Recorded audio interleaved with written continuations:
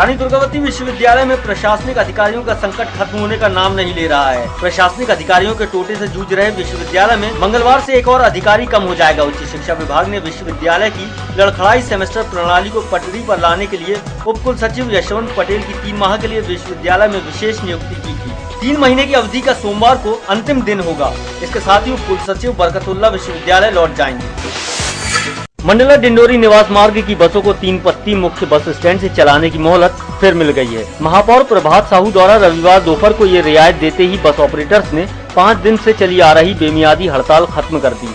शाम से ही बसों का संचालन भी शुरू हो गया। बस यात्रियों ने तो राहत की सांस ली, लेकिन क्षेत्र में यातायात व्यवस्था फिर जस की तस पसर गई है। मेडिकल अस्पताल के स्त्री रोग विभाग में रविवार सुबह एक महिला की मौत पर परिजनों ने हंगामा कर दिया। गर्भवती महिला को पेट में शिशु के मरने पर तेंदुखेड़ा अस्पताल से रेफर किया गया था। परिजन ने मृत शिशु को निकालने के लिए डॉक्टरों द्वारा ऑपरेशन में देरी करने का आरोप लगाया है। रानी दुर्गावती विश्वविद्यालय के गोपनीय विभाग के कर्मचारियों की चाय और पकौड़ी का जायका वित्त विभाग ने बिगाड़ दिया। वित्त विभाग ने चाय पान का खर्च 1 साल में दोगुना होने पर ऐतराज जताया है। सन 2011-12 के चाय पान के लगभग 4.5 लाख के भुगतान पर रोक लगा दी है। अतिथि सत्कार पर खर्च लाखों रुपए पर कई सवाल उठाए गए हैं। वित्त विभाग ने गोपनीय विभाग के चाय पान के भुगतान का प्रकरण कुलपति कार्यालय को भेज दिया है। अतिथि सत्कार पर खर्च राशि के भुगतान पर अंतिम निर्णय कुलपति कार्यालय करेगा। ई-टिकट के फर्जीवाड़े में दलालों ने गुजरात और महाराष्ट्र से ईमेल द्वारा फर्जी ई-टिकट उत्तर प्रदेश भेजे थे। इस खुलासे के बाद आरपीएफ साइबर सेल की मदद से ईमेल आईडी और भोपाल नंबरों की छानबीन कर रही है। विजिलेंस ने यात्रियों से मिली जानकारी के आधार पर आरपीएफ को पत्र लिखे हैं। विजिलेंस से मिली जानकारी के अनुसार ये रैकेट गुजरात और महाराष्ट्र में रेलवे के फर्जी टिकट तैयार करता है। उसे स्कैन करवाकर ईमेल के जरिए गोरखपुर, आजमगढ़, पटना आदि स्थानों पर भेजा जाता है। यूपी में ये टिकट मनमाने दामों पर बेचे जाते हैं।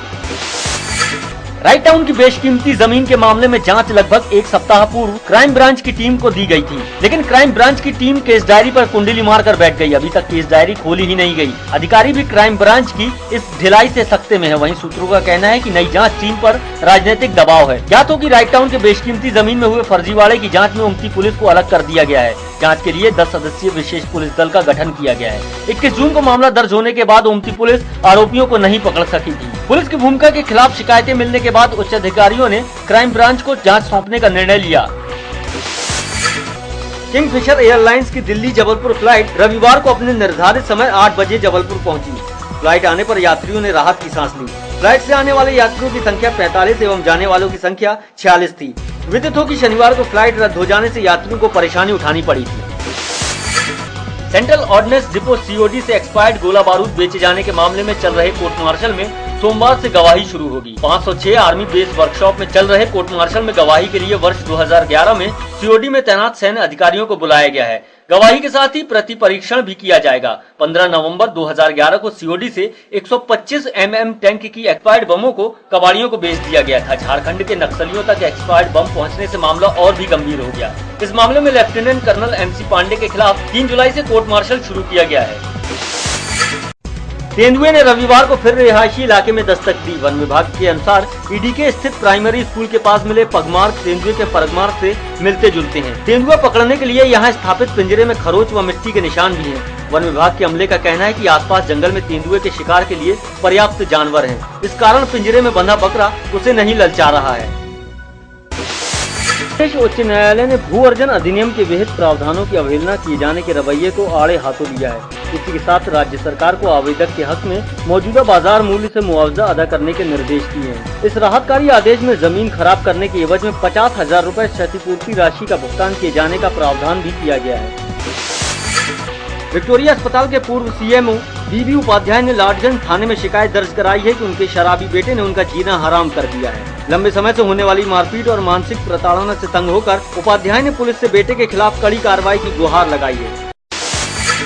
शनिवार को सर्दी जुकाम का इलाज कराने विक्टोरिया पहुंची 14 वर्षीय बालिका में स्वाइन फ्लू के लक्षण मिले हैं। फ्लू के लक्षणों की पुष्टि जांच रिपोर्ट में हो चुकी है। विक्टोरिया से बालिका को मेडिकल रेफर किया गया है। इस सीजन का ये पहला मामला बताया जा रहा है। वहीं मेडिकल के चिकित्सक डॉक्टर राजीव तिवारी के अनुसार बालिका की रिपोर्ट में N1 और H1 पॉजिटिव पाया गया है। इसी आधार पर बालिका का इलाज शुरू कर दिया गया है। राशन के खाद्यान्न की कालाबाजारी रोकने के लिए पर्याप्त व्यवस्था नहीं है। इस बात का अंदाजा इसी बात से लगाया जा सकता है कि खाद्य विभाग ही किसी न किसी दिन छापे मारकर क्विंटलों गेहूं जब्त कर रहा है। राशन दुकानों से राशन वितरण की मॉनिटरिंग नदारत है। इसी बात का फायदा कतिपय लोग उठाने में लगे हैं। यहाँ तक विभाग के पास राशन उपभोक्ता कितना राशन उठा रहे हैं, इस बात का रिकॉर्ड ही नहीं उपलब्ध है।